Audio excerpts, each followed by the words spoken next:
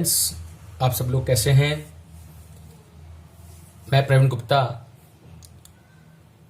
आपके लिए आज सब्जेक्ट अकाउंट्स का सेकंड चैप्टर जिसे हम बेसिक अकाउंटिंग टर्म्स बोलते हैं वो लेके आया हूं। आज से कुछ दिन पहले मैंने फर्स्ट चैप्टर आपके लिए तैयार किया था जो इंट्रोडक्शन ऑफ अकाउंटिंग से रिलेटेड था, जिसमें हमने definition of accounting, objectives, advantage, limitations, users and qualitative natures के बारे में पढ़ा था। आज मैं जो आपको समझाने जा रहा हूं वो है बेसिक अकाउंटिंग टर्म्स। अब बेसिक अकाउंटिंग टर्म्स है क्या चीज? देखिए students, there are certain basic accounting terms which are daily used in the business world. Before recording the transaction in the books, it is essential to understand these terms as these terms have their specific meaning accounting. These basic terms as are accounting terminology. देखिए, अगर terminology का मतलब हम समझे, जब तक हम इन शब्दों को यूज नहीं करेंगे, जब तक इस टर्मिनोलॉजी को हम यूज नहीं करेंगे, आगे हम बढ़ नहीं सकते हैं। आगे जब मैं आपको चैप्टर्स पढ़ाऊंगा तो आपको पता लगेगा कि ये सारी कौन कौन से वर्ड्स यूज करते हैं जिनका मीनिंग ही हमको मालूम नहीं है। तो सबसे पहले उन चैप्टरों को जाने से पहले हम ये जो कुछ स्पेसिफिक वर्ड्स हैं जो हम रेगुलर इनको यूज करेंगे वो सब हमको समझने जरूरी है।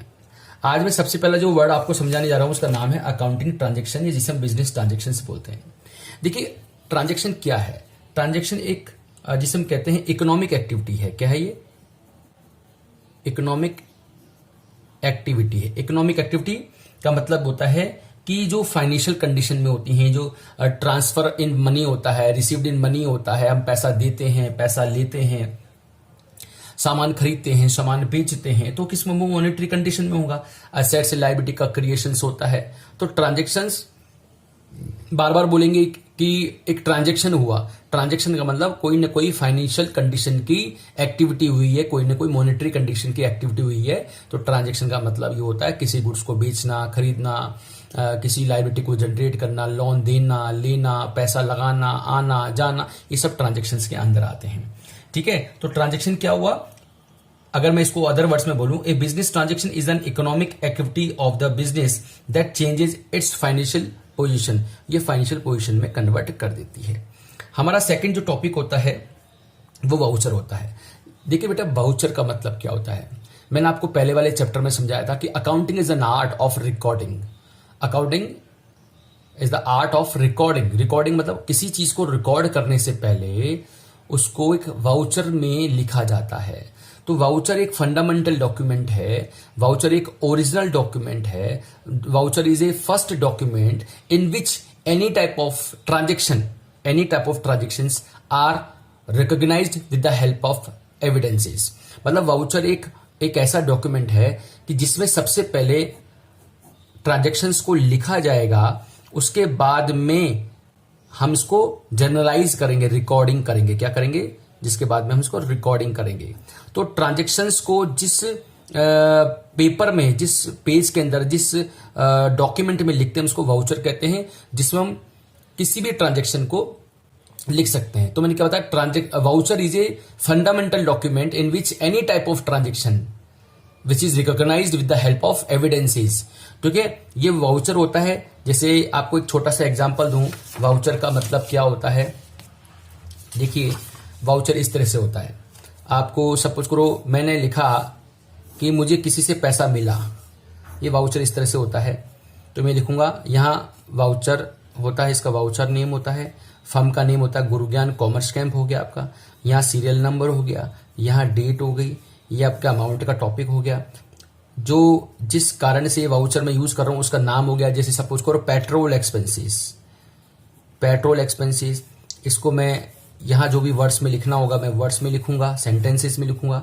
मैंने 500 रुपए खर्च किए, 500 रुपए टोटल लगाऊंगा, 500 रुपया। ठीक है, इसके बाद भी लिखूंगा ₹500 given to mister Praveen Gupta as per bill number 584 enclosed. ठीक है, फिर इसके बाद में क्या होगा? यहाँ साइन होंगे किसी के भी, जो ऑथोरिटी सिग्नेटरी होगा, और जिसको पैसे दिए उसके साइन हो जाएंगे। तो कहने का मतलब ये वाउचर है। तो किसी भी चीज को काम करने से पहले हम एक वाउचर क्रिएट करते हैं, जो ट्रांजेक्शन की गई उस ट्रांजेक्शन को राइट डाउन करते हैं, कितने पैसे खर्च किए वो राइट डाउन करते हैं, उसके बाद ये जर्नल एंट्री में रिकॉर्डिंग होने के लिए जाता है। तो क्या हुआ, सबसे पहला हमने कहा कि किसी भी ट्रांजेक्शन को जिस डॉक्यूमेंट में हम रिकॉर्ड करते हैं उसको बोलते हैं हम वाउचर। ठीक है, ये फर्स्ट फंडामेंटल अपना डॉक्यूमेंट होता है। अब आता है थर्ड, आता है कैपिटल। देखो कैपिटल कौन लगाता है, कैपिटल ओनर लगाता है। क्यों लगाता है, प्रॉफिट अर्न करने के लिए लगाता है। तो capital is always introduced by owner, क्योंकि हमेशा बिजनेस स्टार्ट करने वाला ओनर होता है, तो ओनर ही तो पैसा लगाएगा बिजनेस के अंदर। तो capital is always invested bye owner. ठीक है, प्रॉफिट अर्न करने के लिए लगाता है। अगला होता है ड्राइंग। ड्राइंग का मतलब पैसा निकालना। अरे भाई, ओनर भी तो एक इंसान है, तो डेली एक्सपेंसेस को मीट आउट करने के लिए, अपने घर के जो पर्सनल एक्सपेंसेस होते हैं उसको मीट आउट करने के लिए जो बिजनेस वो समय समय पर विड्रॉ करता रहता है, पैसा निकालता रहता है।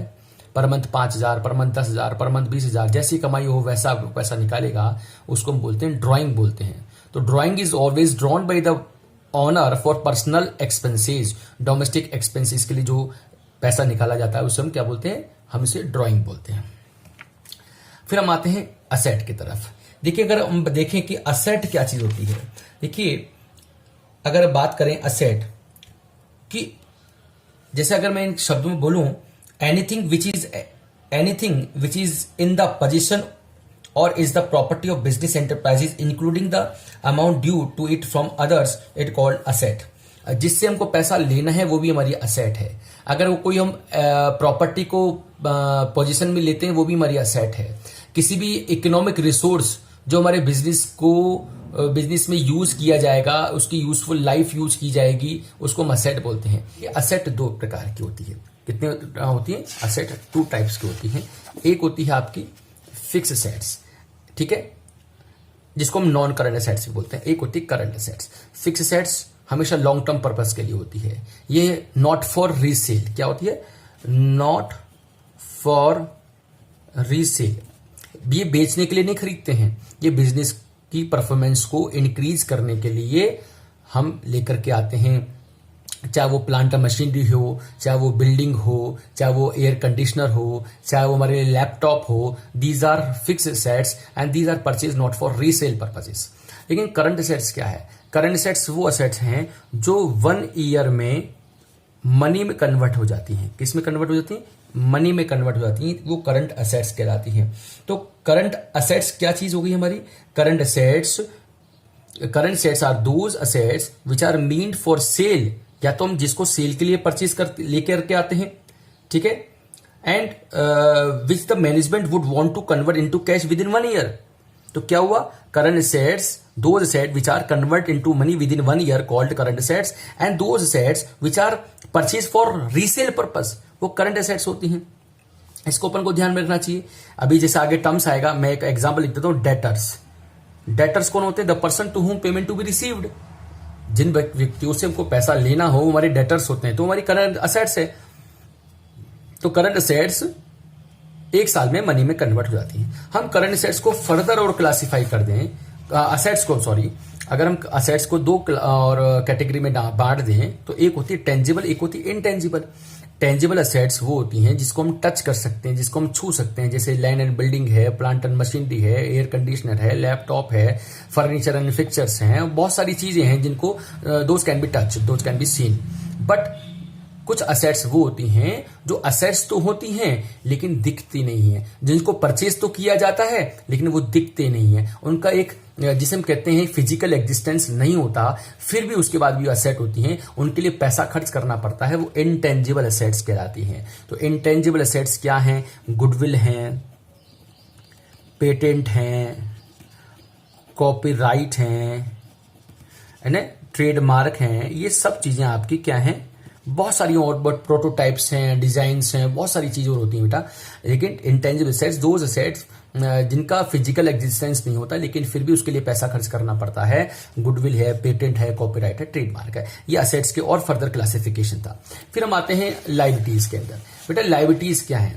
Those are payable in future, payable in future, जो फ्यूचर में देंगे, जो फ्यूचर में देनी है, जो हमारी लाइबिलिटीज हैं, ठीक है, तो उनको बोलते हैं लाइबिलिटीज। तो those are payable in future called liabilities. Liability भी दो टाइप्स की होगी बेटा, long term liability and short term liability, जिसे हम करंट लाइबिलिटी बोलते हैं। लॉन्ग टर्म लाइबिलिटी वो होती है जो 1 ईयर के बाद हमको देनी है, आफ्टर 1 ईयर के बाद हमको जो पे करनी है। लेकिन those liability which are payable with in 1 year, जो 1 ईयर में हमको देनी है, जो 1 ईयर में हमको देनी है, वो करंट लाइबिलिटीज होती हैं। तो those are liability which are payable within 1 year called current liability and those liability which are payable after 1 year called long term liability। इसको हम नॉन करंट लाइबिलिटी भी बोलते हैं। जो फिक्स्ड लाइबिलिटी होती है, लॉन्ग टर्म लाइबिलिटी, उसको हम नॉन करंट लाइबिलिटी भी बोलते हैं। ठीक है, चलो आगे चलते हैं। इसके बाद हमारा आता है, क्या आता है, सेल्स आता है। क्या आता है बेटा, सेल्स। देखिए सेल्स, बिजनेस में हमारा बिजनेस हमने ओपन ही क्यों किया है, चाहे हम गुड्स बेचें, चाहे हम सर्विसेज बेचें, कुछ भी बेचें, तो बिजनेस में प्रॉफिट को अर्न करने के लिए, रेवेन्यू को अर्न करने के लिए हम कोई ना कोई चीज बेचते हैं। सेल्स क्या चीज है, इसी transfer, it is a transfer of any type of goods, it is a transfer of any type of goods to another person for a price in which business deals. ये एक ऐसी चीज है जो किसी दूसरे व्यक्ति को ट्रांसफर कर दी जाती है फॉर ए प्राइस, पैसे के लिए, जिसमें बिजनेस डील कर रहा है। आज मैं आपको एजुकेशन दे रहा हूं, तो मैं एक तरह से एजुकेशन को बेच रहा हूं, सर्विसेज को बेच रहा हूं, तो ये मेरे पास से आपके पास जा रही है, इसके लिए मैं आपसे पैसे लूंगा। ठीक है, तो ये क्या हो गया, सेल हो गया। और सेल का मेन पर्पस रेवेन्यू अर्न करना होता है। क्या होता है, रेवेन्यू अर्न करना होता है। रेवेन्यू से हम प्रॉफिट को अर्न करते हैं। आगे जब उसके टर्म्स आने वाली हैं सब, रेवेन्यू क्या है, तो रेवेन्यू का मतलब होता है सेल रिसिप्ट्स। आप जितना माल बेचोगे, जितना आपके पास पैसा आएगा, वो आपका रेवेन्यू होगा। तो मेन पर्पस हमारा क्या हो गया, सेल का। तो sale is a transfer of goods to another person for a price in which business deals. ये हमारा सेल होता है। ठीक है, परचेज क्या होता है, परचेज वो गुड्स होती है जिसको हम सेल पर्पस के लिए परचेज करते हैं। इसका भी तो मुख्य उद्देश्य रेवेन्यू कमाना हो गया। परचेज क्या हो गया, परचेज अपने आप में एक टर्म है, परचेज अपने आप में एक टर्म है। The term purchase is used for the purpose of, the term purchase is used only for the purchase of goods in which the business deals। ठीक है, ये रेवेन्यू को कमाने के लिए होता है, जिसमें बिजनेस क्या कर रहा है, डील कर रहा है, और जिसका पर्पस होता है सेल करना। तो गुड्स, तो सेल तो हम करते ही करते हैं रेवेन्यू को कमाने के लिए, लेकिन उस रेवेन्यू को कमाने के लिए हमको उसको परचेज भी तो करना पड़ेगा। आप अगर कोई शॉप परचेज कर लेते हैं या शॉप किराए पे ले लेते हैं, आप सपोज कि कोई जनरल स्टोर की शॉप है, जब तक उसके अंदर गुड्स परचेज नहीं करोगे, इसको बेचोगे कैसे। तो किसी चीज को सेल करने के लिए उसको आपको परचेज तो करना पड़ेगा ना।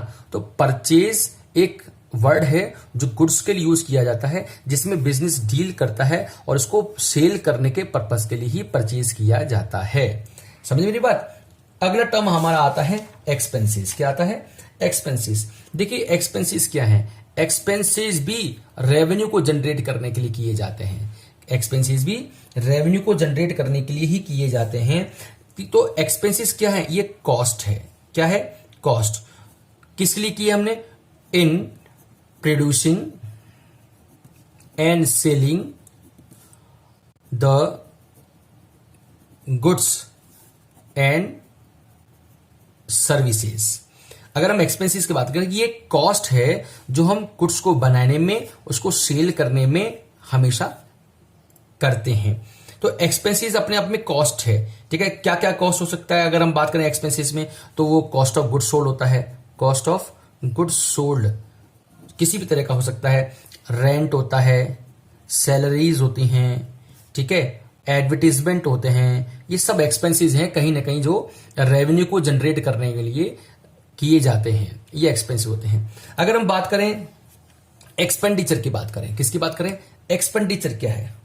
अगर हम एक्सपेंडिचर को देखें तो ये ट्रांसफर ऑफ प्रॉपर्टी और इनकरिंग ए लायबिलिटी, या तो किसी असेट को हम परचेज करते हैं या कोई हम लोन टेकन करते हैं, तो असेट को या किसी लायबिलिटी को टेक ओवर करना या परचेज करना, उसको हम एक्सपेंडिचर बोलते हैं। तो any disbursement of cash, transfer of property और incurring a liability for the purpose of acquiring asset, ठीक है, and goods and service is called expenditure.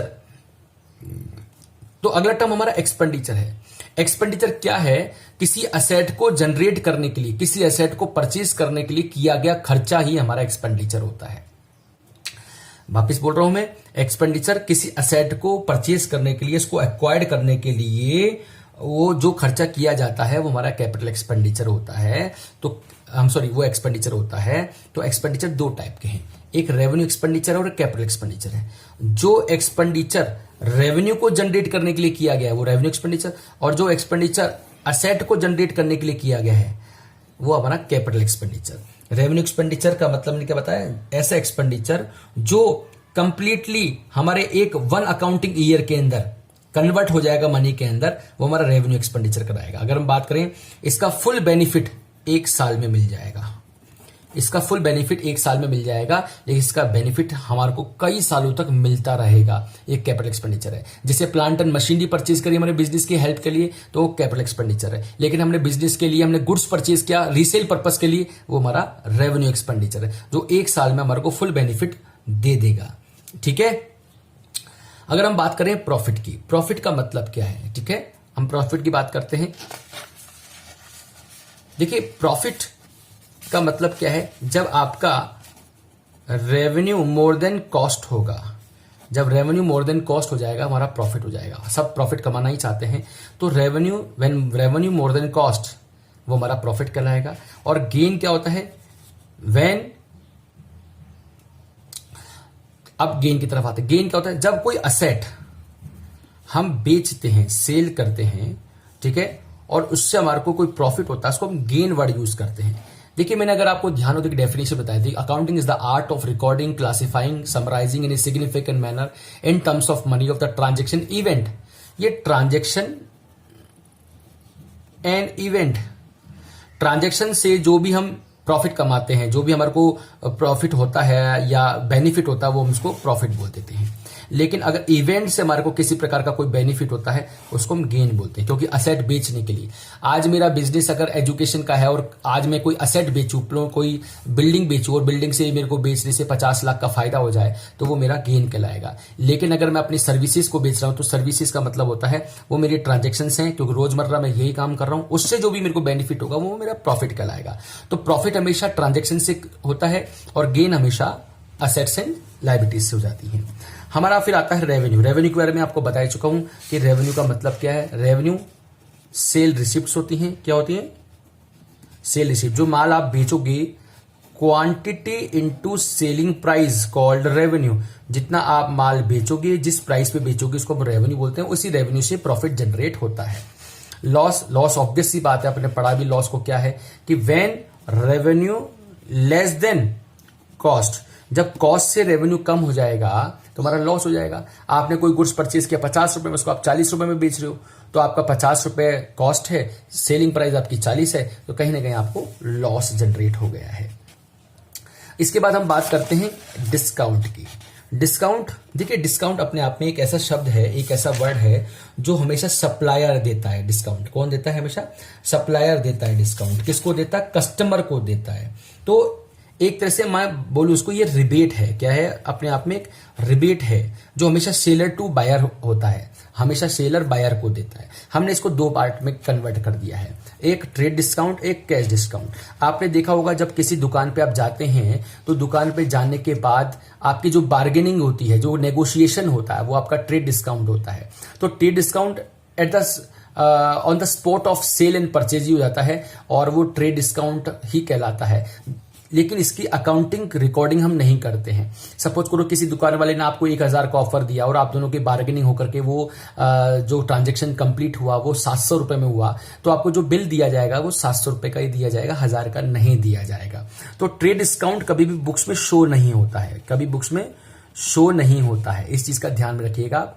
लेकिन इसका एक सेट परसेंटेज हो सकता है, क्योंकि कई बार आपने किसी मॉल में शोरूम के सामने लिखा होगा फ्लैट 50% डिस्काउंट, फ्लैट 60% डिस्काउंट, तो trade discount can be show in flat discount percentage, but trade discount will not show in accountancy. ठीक है।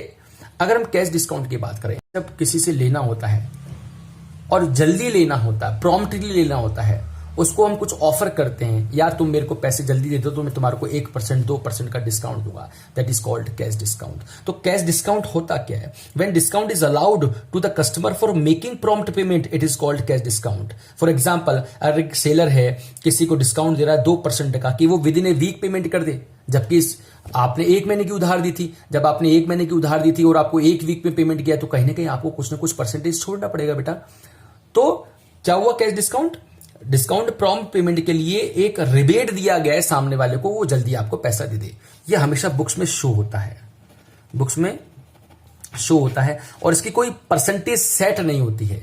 इसकी जो परसेंटेज होती है वो सेट नहीं होती है। ये जैसी आपकी नीड होती है वैसे परसेंटेज दे दी जा सकती है। अगर मुझे आज पैसे की ज्यादा नीड है तो हो सकता है मैं ज्यादा परसेंटेज दे दूं, और नीड नहीं है तो मैं कम परसेंटेज दे दूं।